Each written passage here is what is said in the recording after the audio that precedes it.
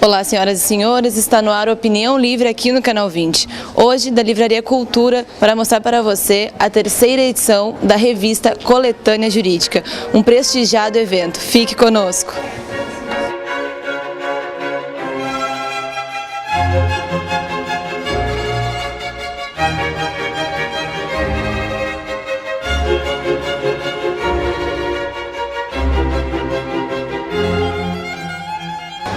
E Opinião Livre conversa agora com o Dr. Edson Freitas de Siqueira, que é o responsável técnico pela revista Coletânea Jurídica. É um prazer e bem-vindo ao programa.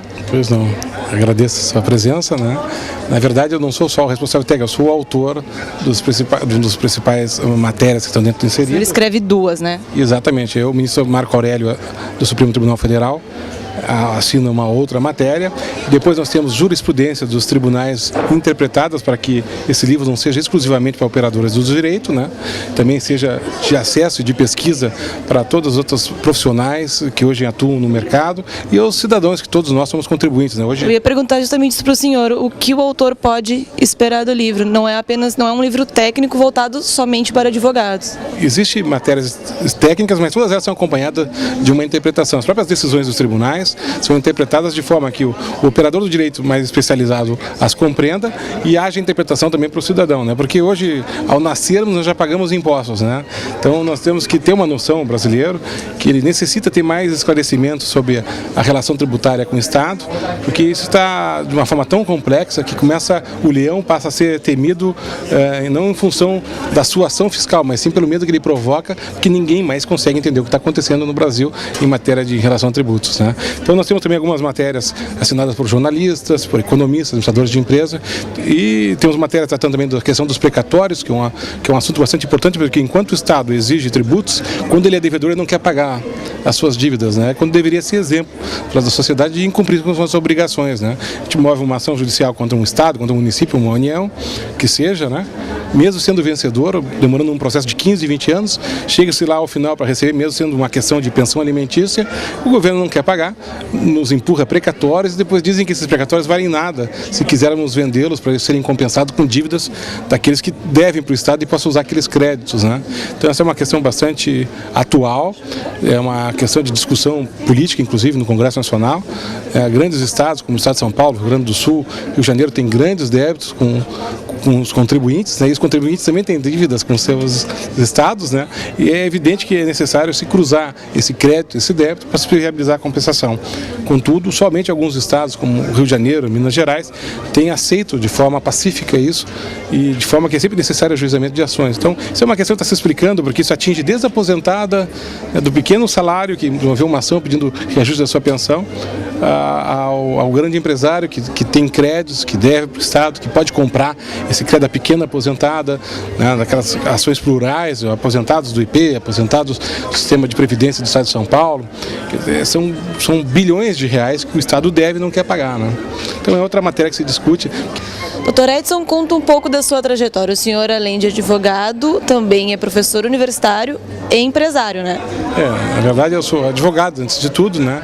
Professor universitário diplomado por algumas faculdades, sou palestrante em diversos congressos internacionais de direito, diversos congressos internacionais de contabilidade também. O senhor é cônsul também, né? Sou cônsul da República da Sérvia, ex-República Federal da Iugoslávia.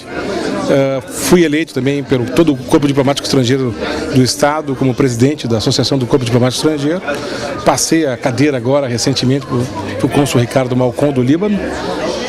Tenho atuação junto ao Congresso Nacional, porque fui eleito pela Frente Parlamentar Mista dos Direitos Contribuintes, que é constituído de 213 deputados federais e 15 senadores, como consultor jurídico permanente dessa Frente Parlamentar, que é organizada por estatuto registrado, é um órgão do Congresso Nacional. Eu sou o único membro não político e não partidário, eu assessoro a todos esses deputados em elaboração de projetos de lei, em discussões de questões temáticas. Às vezes eu sou autor, como eu sou, por exemplo, das leis complementares, dos projetos de lei da Lei Complementar número 36, da 649, que instituem e criam o Código dos Direitos Contribuintes no Brasil, eu que fiz o projeto todo, então os deputados encaminham posteriormente, né? Isso é uma atividade legislativa, né? Como presidente do Instituto dos Estudos dos Direitos Contribuintes, que é uma organização não governamental, da qual nós temos governadores, ministros de Estado, ministros dos tribunais, desembargadores, empresários, estudantes, membros associados. Também fui eleito presidente dessa associação e na chefia dessa entidade não governamental a gente tem conseguido ter ações como essa da coletânea, que já está na sua terceira edição, né? Caminhando já para a quarta, o comitê editorial já está recebendo de autoridades e pessoas. Já está se preparando. Isso, já a gente tem que fazer seleção de matérias, aqui a gente recebe matérias de todo o Brasil, né? Explica como é feita essa seleção. Nós temos um comitê editorial dentro do Instituto, né? A gente examina essas matérias elaboradas e procuramos buscar essa linha de atendimento ao entendimento dos direitos dos contribuintes, né? Então, feito isso, depois a gente tem que selecionar pela quantidade, pela qualidade, pela ordem até hierárquica de importância dos que nos fornecem as matérias, né? E nesse contexto que eu entro como responsável técnico, né? Que faz também grande parte dessa avaliação, né? E, doutor Edson, o senhor tem também uma fundação em prol da criança, né? Conta um pouco para você. Siqueira, né? Que é uma atividade de terceiro setor, onde a gente procura apoiar ações culturais, até patrocinando edições de livros. Quando que surgiu? A Fundação Freitas de Siqueira, hoje denominada Edson Freitas de Siqueira, ela deve ter alguma coisa em torno de 14 anos, né? A gente atua junto às comunidades carentes, dentro de um projeto Escola Sem Rancho, patrocinando alimentação, assistência médica para aquelas famílias que mantêm os filhos em estudo. A gente tem um grupo de sociólogos, médicos que acompanham esses trabalhos da Fundação, né? Na parte cultural, como eu falei, a gente apoia artistas, lança artistas novos, apoia edições culturais, estudos europeus também, né? A gente procura dignificar muito essa cultura europeia, da qual nós temos origem, nossa cultura quase toda, né? O próprio direito, né? Nosso direito brasileiro tem muito a ver com o direito italiano, com o direito francês, com o direito inglês. Então nós temos toda uma origem europeia, então a gente apoia muito essas ações culturais que têm a ver com o velho continente, né? Muito obrigado e sucesso para o senhor. Obrigado.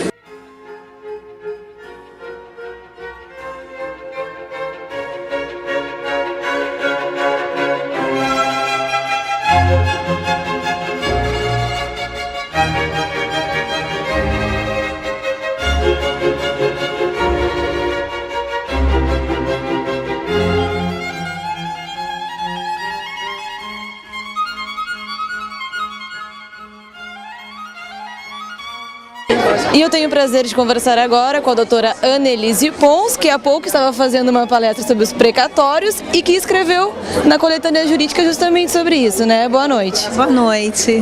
Conta um pouco pra gente como foi participar dessa terceira edição. Foi ótimo, já é a terceira edição que eu participo da coletânea jurídica. Eu acho que é uma obra que realmente tem muito a acrescentar ao mundo jurídico, traz bastante artigos sobre muitas questões, não apenas sobre a questão dos precatórios, como é o meu artigo, mas também propicia um universo. Nós, os juristas, nós como doutrinadores, temos uma amplitude de assuntos a ser falado. E a coletânea é um instrumento, nos possibilita, um veículo, que nos possibilita estar noticiando ideias novas e também falando sobre essa diversidade toda desse universo. E a palestra da senhora sobre os precatórios escreveu no livro sobre isso, né? Conta pra gente sobre esse seu foco. Bem, o meu artigo é sobre precatórios e a utilização, a possibilidade de compensação desses títulos com débitos tributários.